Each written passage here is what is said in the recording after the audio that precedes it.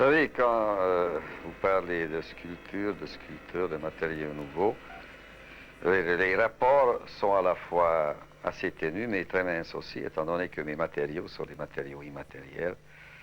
C'est-à-dire que c'est l'espace, la lumière, le temps, et le dernier né, c'est l'idée.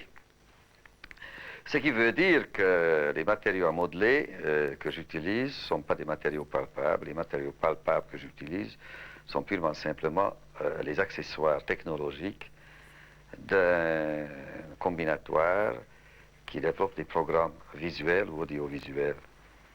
Le grand prisme que j'exposais à la Sorbonne était déjà utilisé dans le spectacle cybernétique expérimental que j'ai monté en 1973 à l'Opéra de Hambourg. À la Sorbonne, c'était beaucoup plus modeste. Là, le public était particulier, le programme était un programme linéaire, mais j'ai jugé intéressant de présenter un élément assez important de Kildex à Paris. Ce que j'ai présenté, c'était un élément d'un spectacle, c'était un élément de certaines programmations du temps, de l'espace et de la lumière, et c'était un fragment de mon action.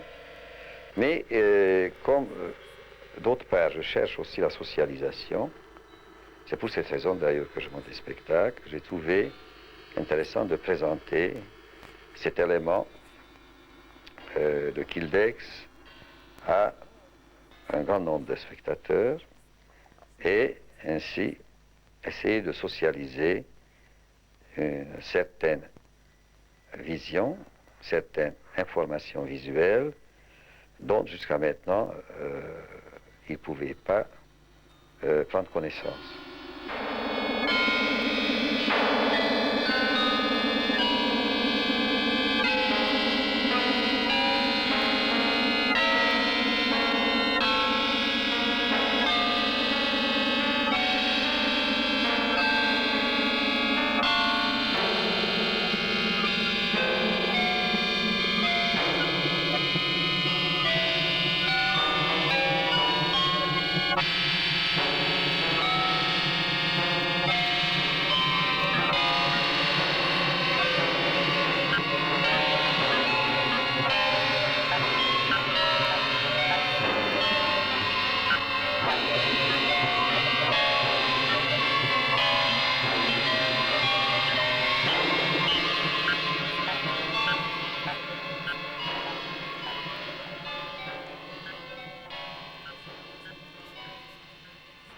L'ordinateur met à notre disposition des moyens dont aucun musicien jusqu'à maintenant n'a osé rêver, c'est-à-dire le contrôle de tous les éléments sonores, de tout le continuum sonore, de tout le monde sonore.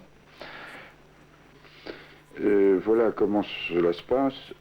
La machine, l'ordinateur, prolongé par le convertisseur, peut composer de la musique et la jouer. C'est une musique qui est composée selon différents programmes qui donnent un certain type de musique. Il est difficile néanmoins de prévoir dans un tel type de musique des séquences plus ou moins longues ou plus ou moins courtes, comme nous en demandait Nicolas Schoeffer, pour illustrer les différents moments du grand prisme. La solution qui a été retenue a été de composer 3 musiques de caractères différents, de la durée du grand prisme, et de les faire passer en même temps sur 3 magnétophones de façon à les superposer quand il le fallait, avec des intensités différentes, même allant jusqu'à l'intensité nulle, quand l'une des bandes s'arrêtait, et ces interventions, qui se faisaient à coup de potentiomètre tout simplement, étaient minutées selon les indications de Nicolas Schoeffer.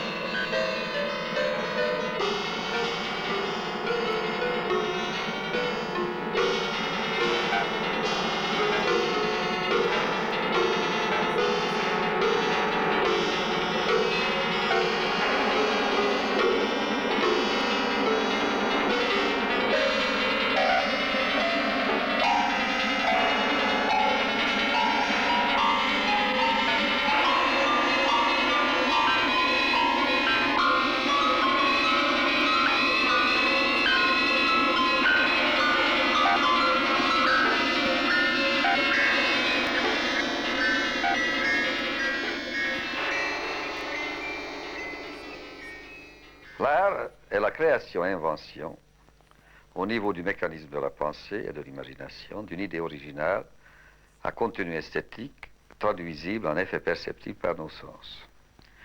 Le déroulement et l'ordonnance de ces effets sont élaborés par un programme dans le temps, ou dans l'espace, ou dans les deux à la fois, dont les composants et les rapports de proportion sont optimaux, inédits, esthétiques.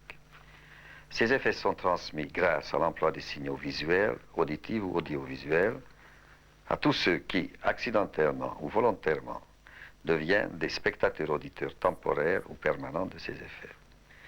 Il en résulte un processus de fascination, provoquant une modification plus ou moins profonde de leur champ psychologique, selon le degré de la valeur esthétique de la création. Ainsi, grâce à la faculté de dépassement des créateurs, les produits esthétiques à forte percussion pénètrent à travers les réseaux de communication multiples dans la réalité sociale. Pour atteindre ces buts, le créateur doit utiliser un langage et des techniques qui correspondent au véritable niveau de développement de son époque.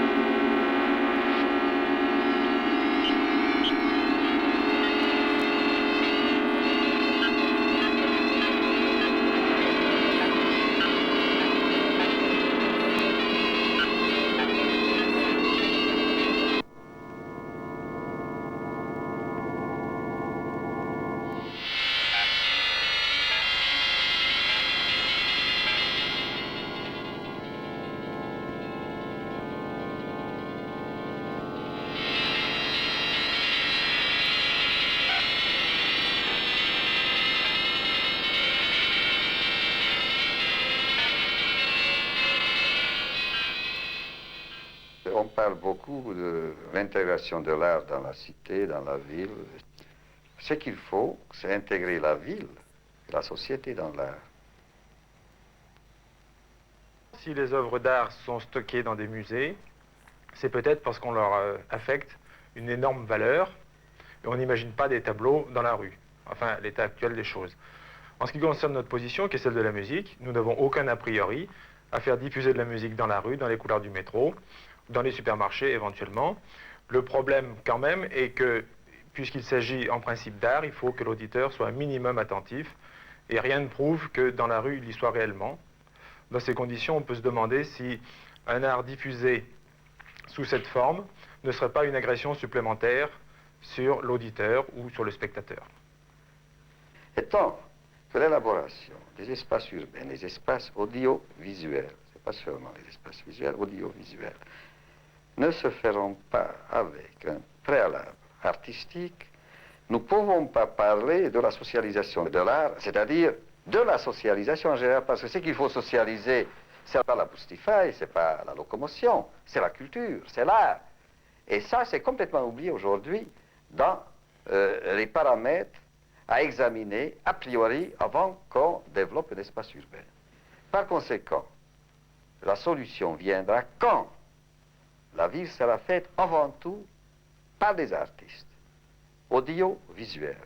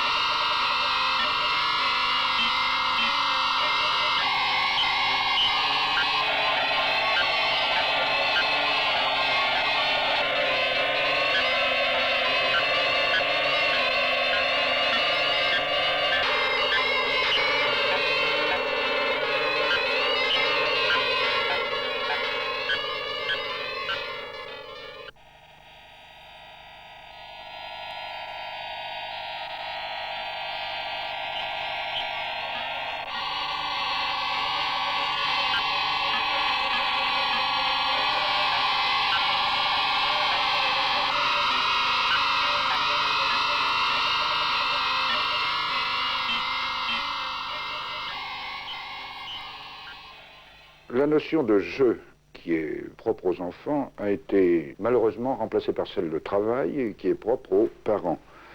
Je dirais que l'artiste, c'est peut-être celui qui, toute sa vie, continue à jouer. Et évidemment, dans ce contexte parental et paternaliste où nous vivons, l'art devient une marchandise comme une autre, et nous sommes bien obligés de vendre les produits de notre jeu. Mais on peut rêver d'une société qui serait fondée sur les enfants et sur la notion de jeu, au lieu de l'être sur les parents et sur la notion de profit comme elle l'est maintenant. C'est pour ça que je parle de répression. Notre époque est encore pire peut-être que les époques qui ont précédé. La répression s'est amplifiée. Oui. Moi, je considère que la répression culturelle était beaucoup moins féroce il y a même 20 ou 25 ans qu'actuellement. Il y a une pesanteur extraordinaire qui est celle de l'économie, qui, dans la dialectique économie-culture, devient tellement énorme que la culture disparaît sur le point de l'économie. C'est le problème fondamental.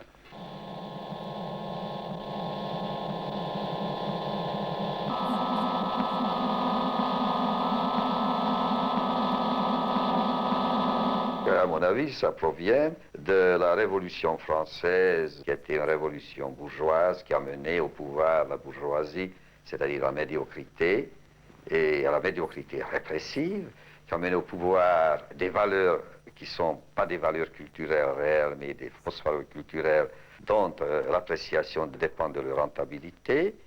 Ces pouvoirs bourgeois étaient encore raffermis par un apparent contre-pouvoir socialiste ou marxiste qui, comme chaque dialectique, ne fait que fortifier la position de celui à qui il sert comme partenaire, et qu'aujourd'hui nous avons le malheur de vivre dans une période où ces pouvoirs et contre-pouvoirs qui sont tous évidemment marqués par la médiocrité et par le rêve bourgeois dominent.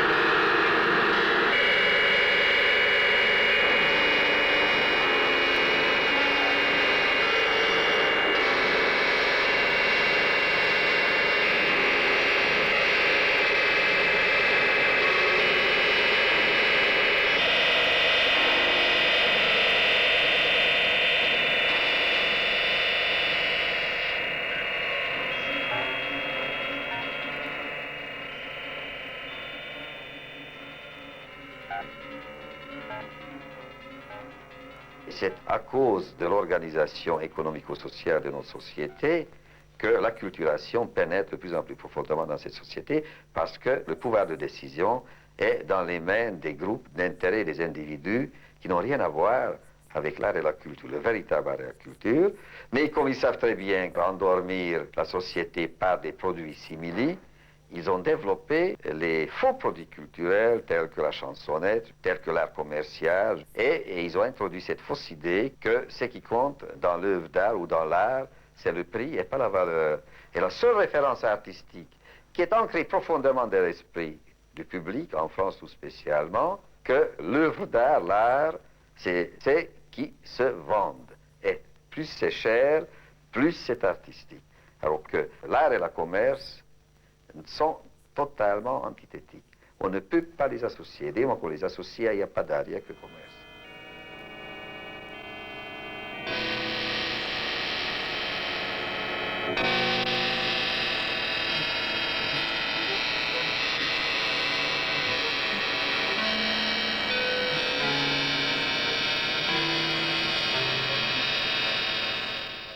Quel est le processus de la création?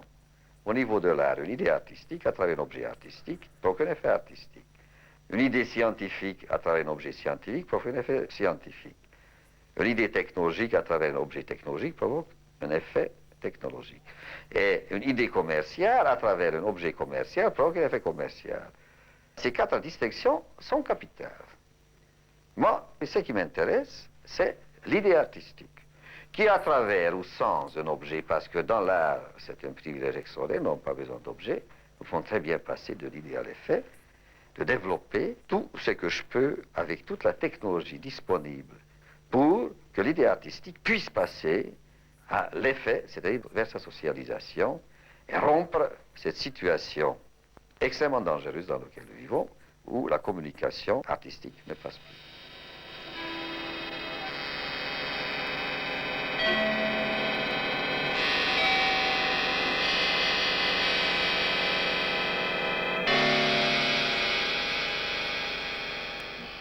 Quel est le rôle de l'art? C'est pas seulement socialiser l'art, les produits artistiques, mais socialiser la créativité, c'est-à-dire diffuser, perfuser l'idée artistique, l'idée de la création, l'idée de la créativité, et supprimer cette extraordinaire injustice sociale qui est la privation de 98% des Français de la connaissance et de l'information artistique. C'est inadmissible.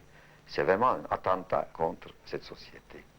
Par conséquent, ce qu'il faut, c'est informer, diffuser, faire passer l'information, se manifester à tous les niveaux, et surtout et avant tout au niveau pédagogique. Il y a un fantastique pouvoir de l'artiste, de certains artistes, c'est justement sortir l'auditeur-spectateur de son environnement, de son champ psychologique, de son psychisme, et imprimer un autre élément phénoménologique à la fois ambiante et pénétrante, qui le fascine, c'est-à-dire qui le met dans une autre situation par rapport à soi-même et par rapport à son environnement. Et quand je parle de fascination, je parle justement d'une des notions fondamentales qui permettent de différencier l'art d'autres phénomènes qui peuvent également fasciner. Un film policier, un roman policier vous fascine. Je demande dans quel sens et à quel niveau. Et alors c'est là que nous pouvons déterminer que le rôle de l'art a un résultat de fascination exhaustive, si j'ose dire, qui permettent au spectateur d'éprouver des sensations qui le dépassent autant que les résultats obtenus par certains créateurs géniaux les dépassent. Là, c'est un phénomène de dépassement.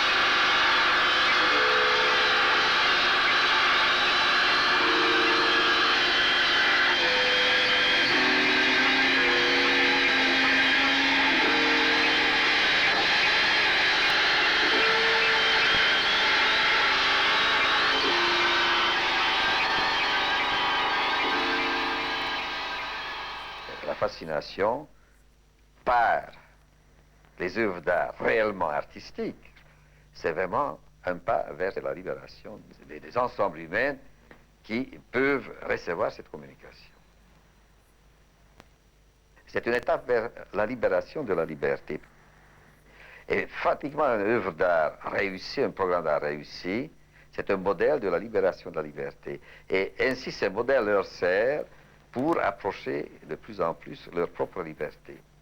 Par conséquent, c'est vraiment un acte révolutionnaire essentiel.